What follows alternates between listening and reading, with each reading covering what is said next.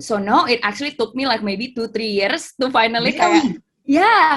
it was like a really long process sih untuk kayak mempelajari marketnya gitu. Karena touching on that a bit, kayak dalam mempelajari marketnya itu kan basically you come in blind ya, nggak tahu kan harga rumah tuh berapa gitu kan, perbedaan rumah di lokasi ini sama itu tuh berapa. So it took me a while untuk kayak on and off nyari, karena kan waktu itu juga belum siap nih dananya gitu. Tapi I really started early gitu untuk kayak tahu oke, rumah tuh tipenya ini gitu. Lokasi ini harganya segini, lokasi ini harganya segini, lokasi itu. Dan itu a lot of surveys in person juga kan. Karena kadang-kadang di foto bagus, pas datang ke sana tiba-tiba kayak jalannya gang sempit banget yang kayak gitu. So, it took me a while to actually start crossing things off my list sih.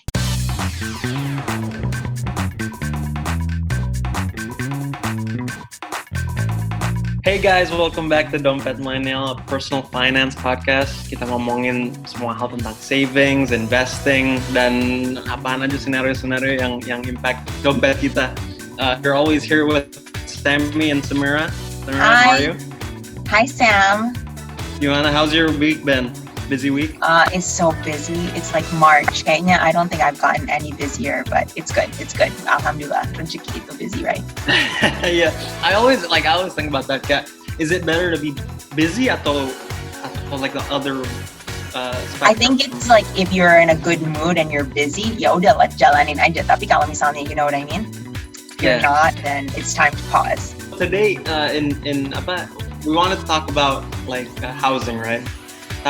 Well, the thing is, I think kayak kita sering banget dapetin narasumber yang canggih-canggih, like they have such a great background gitu kan.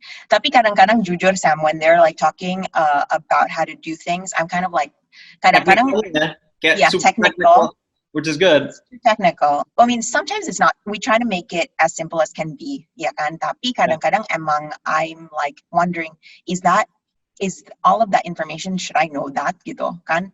Kalau misalnya jalanin setiap hari, kalau invest di saham, invest di mutual funds, reksadana gitu, should I be knowing all of this information gitu by heart, and what should I be doing gitu?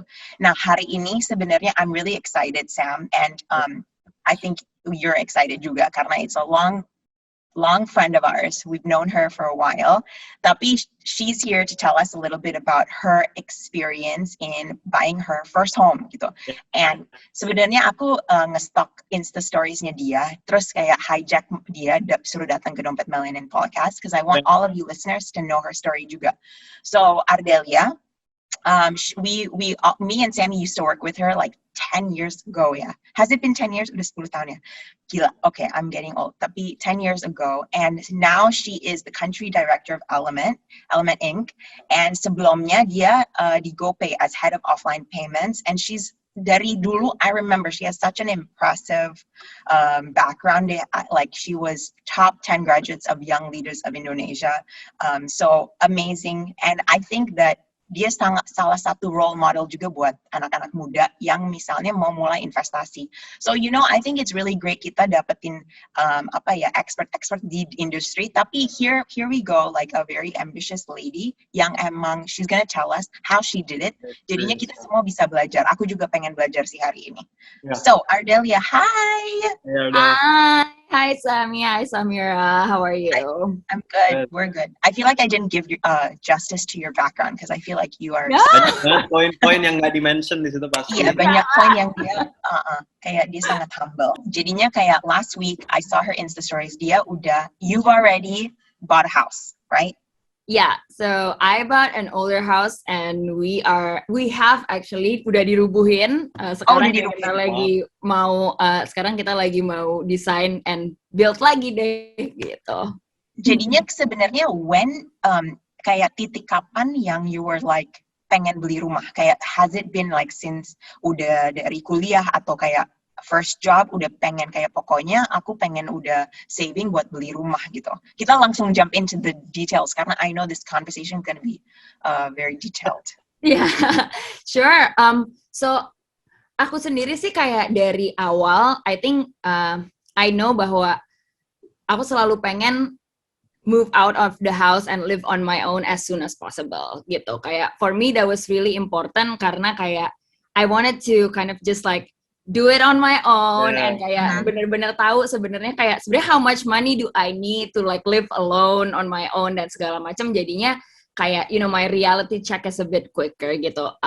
Which I think kayak beda-beda sih tiap orang kan prioritasnya. Ada yang milih kayak oke, tapi tinggal sama orang tua tuh bisa nabung dulu loh gitu, which is nggak ada yang salah, right? Cuman kayak for me personally kayak that's what I always wanted gitu. So when I choose jobs and I work to get a job, I always keep it in my head bahwa kayak I want to kayak tinggal sendiri gitu, and kayak as soon as possible totally cut the ties of financial dependency gitu kan. Nah jadinya sebenarnya I first bought my apartment dulu di tahun 2000 I think 15 ya, I was 23 year old gitu. Tapi kayak udah 23. Udah. Ya, Okay. Yeah, but for my Can we rewind sebentar? You were 23. Kok like how did you have the dedication and like long-term vision juga, karena kayak kalau umur 23 ya, what was I doing when I was 23? Kayak I didn't know what I wanted. You know what I mean? Kayak kita kok bisa ada disiplinnya. Mungkin I want to start with that juga sih. Yeah, so for me, I think aku juga orangnya nggak hemat-hemat banget sih. Kayak I also like kayak going out with my friends, partying and whatnot, right? Waktu masih muda gitu.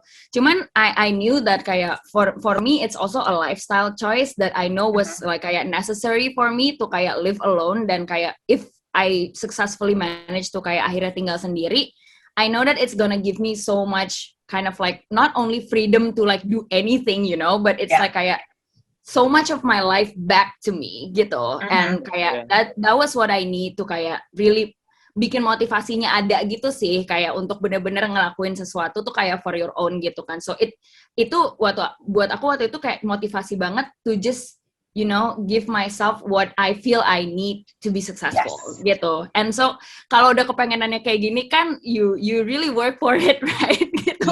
Kayak it's not about kayak biar kayak dilihat and so dari luar gitu kan. It's more about kayak I know that kalau buat aku mungkin in my case kayaknya kalau tinggal sama orang tua I wouldn't have the mindset that I want gitu loh, to kayak really think for my future gitu. Dan kayak I can feel it even kayak by the experience of tinggal gitu di rumah orang tua aku versus kayak waktu aku dulu ngekos waktu kuliah kan ngekos dulu tuh gitu.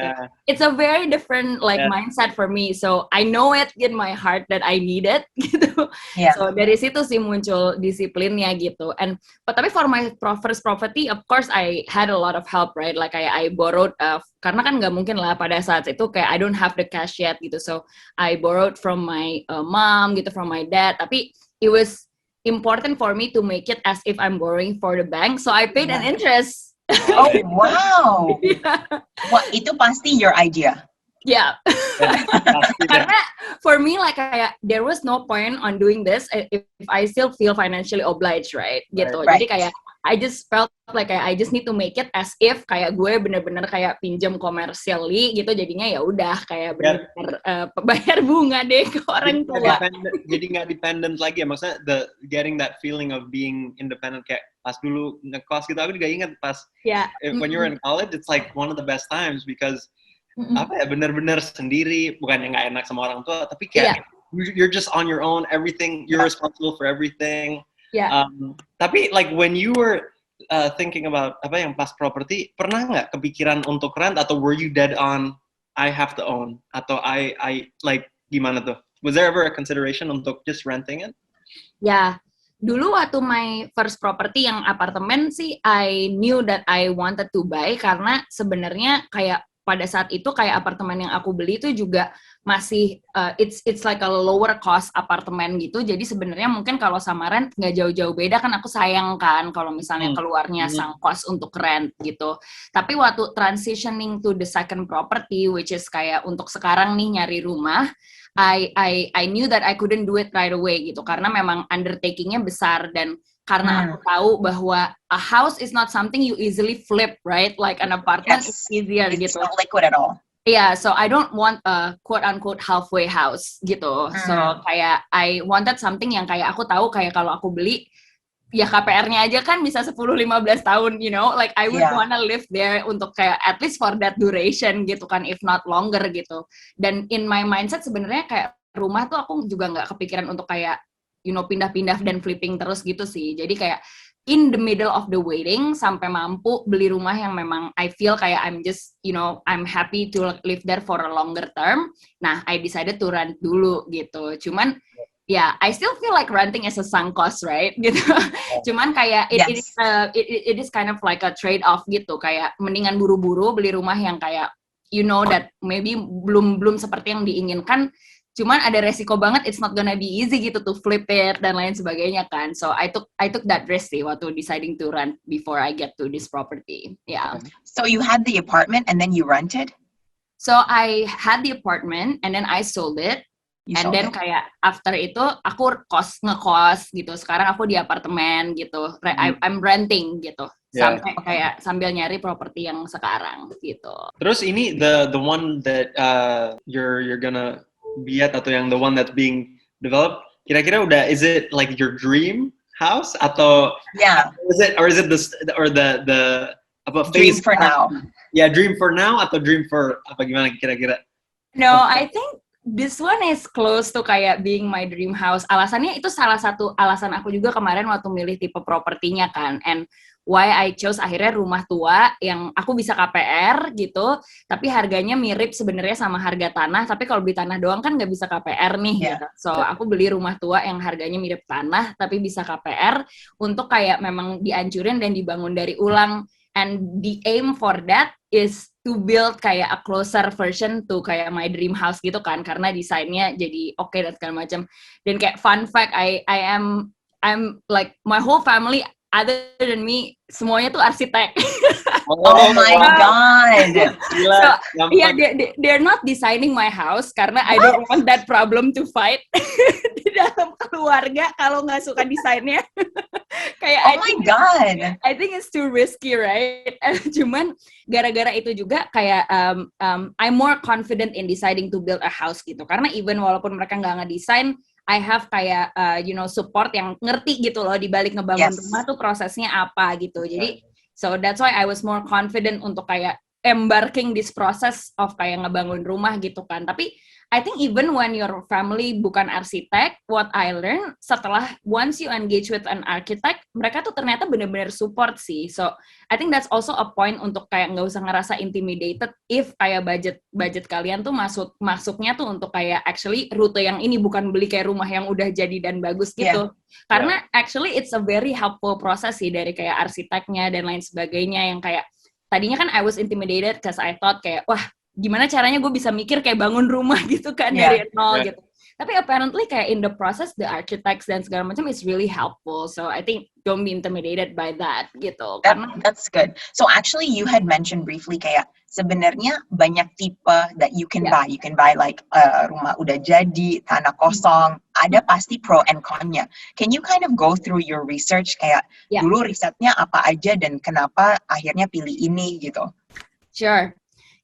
So ini dalam budget aku kemarin, opsi-opsi yang jadi possible itu kan satu rumah yang jadi di jalan kompleks atau di jalan biasa gitu kan. Yang kedua adalah tanah kosong gitu. Yang ketiga adalah berarti rumah tua yang dibangun lagi gitu. So kalau satu-satu ya pros and cons-nya. Ini semua secondary market ya? Actually 4 adalah beli dari developer yang kayak inden townhouse gitu, right? Itu juga masuk ke dalam opsi kemarin gitu. Nah, dari 4 opsi ini, kalau satu-satu pros and cons-nya, yang pertama untuk beli rumah jadi dan biasanya rumah jadi itu if you want a quality house, biasanya rumah jadi yang bagus itu udah otomatis ada di dalam kompleks atau townhouse sih, gitu. Biasanya kalau yang di jalan-jalan biasa yang bukan kompleks tuh rumah tua gitu kan, modelannya gitu ya. For kayak millennial style kita zaman sekarang lah ya, gitu. Nah, rumah townhouse ini kemarin konsiderasi aku pros-nya of course satu safety and security, right? Karena itu di dalam kompleks dan di dalam townhouse ada security-nya gitu. Kedua, pros-nya adalah ya udah jadi nih masuk-masuk tinggal move in gitu kan. Cuman the cons for me yang akhirnya nggak pilih ini adalah karena when I really look at kayak value for money-nya gimana ya gitu, which is ngelihat value per meter perseginya gitu kan dan segala macam. Biasanya tanahnya tuh kecil-kecil banget. Jadi when you actually break it down, kira-kira harga tanahnya plus harga kayak bangunannya tuh dihargain berapa, di perbandingan aku kok harga bangunannya jauh banget dibanding kayak I build it myself gitu ya.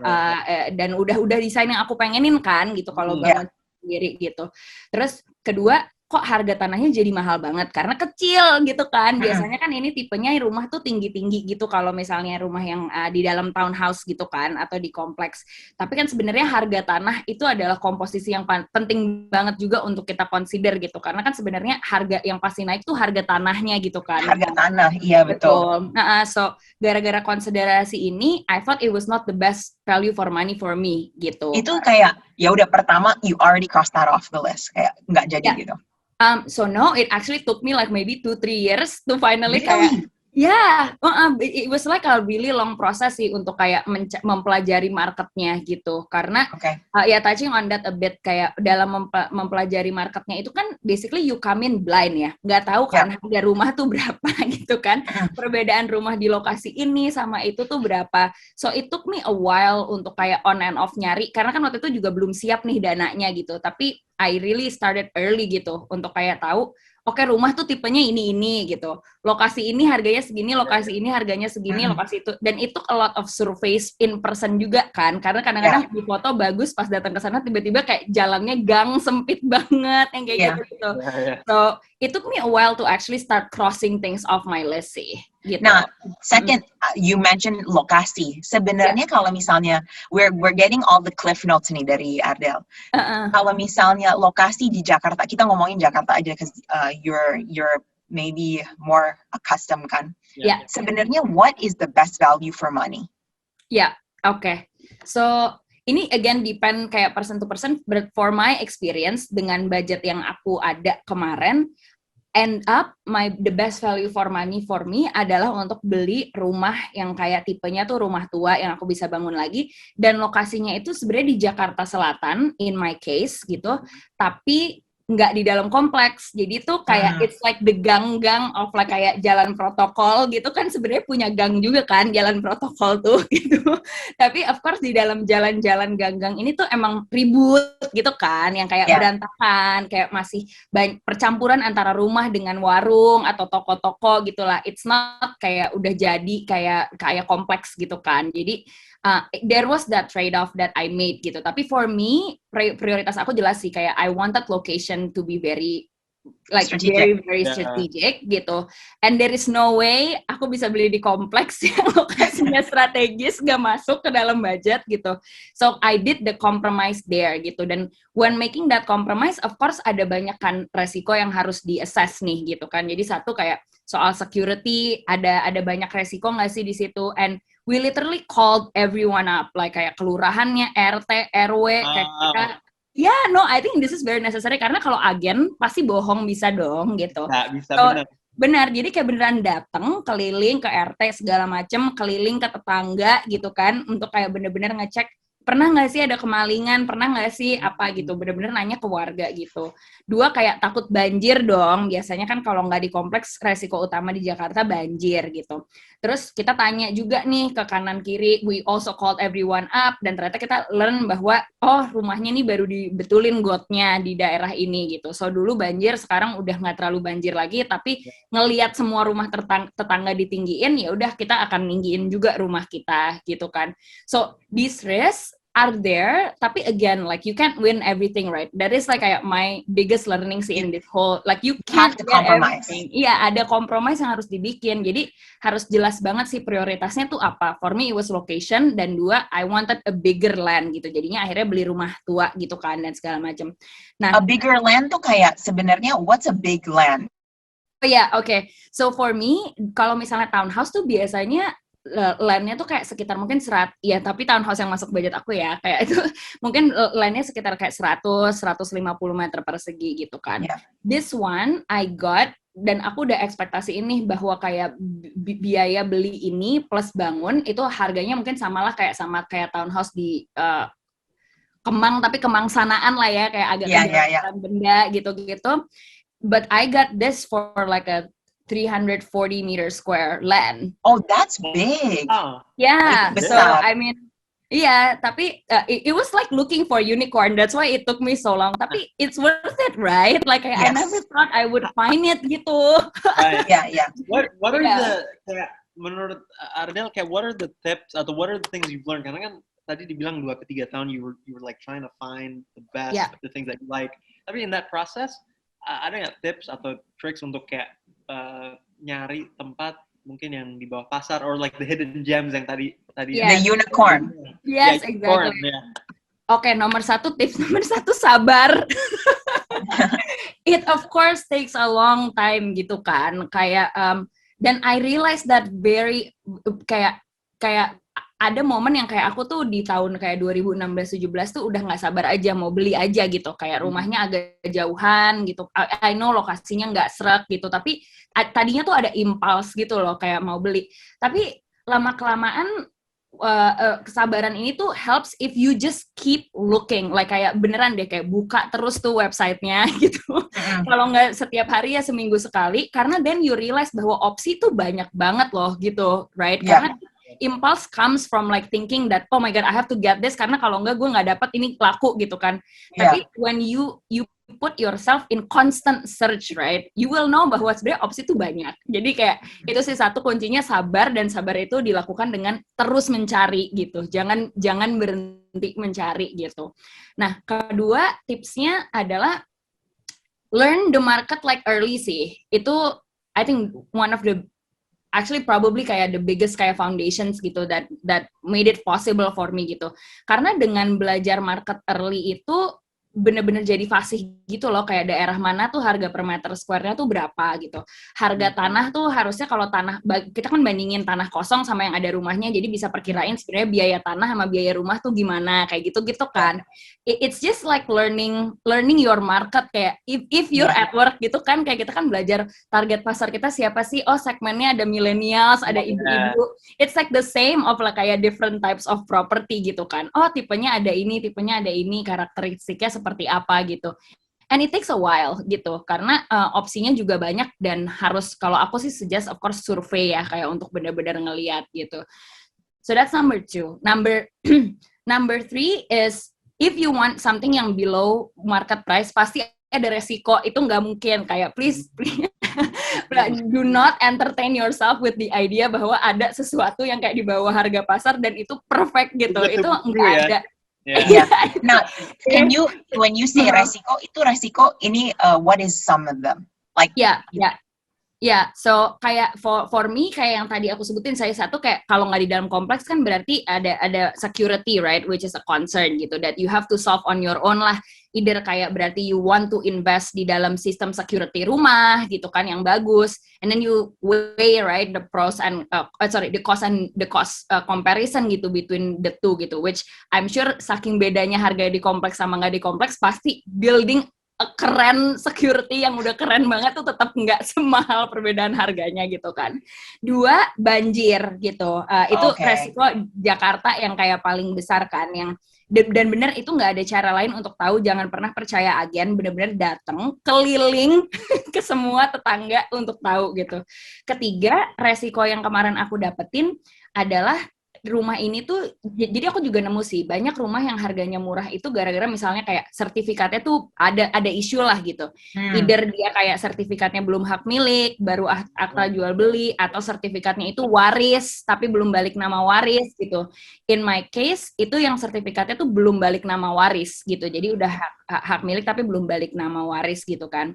Nah, in that case, akhirnya aku berani decide to take the leap of kayak bayar DP, padahal dia harus kayak proses dulu balik nama gitu kan ya, sebelum ngejual ke aku.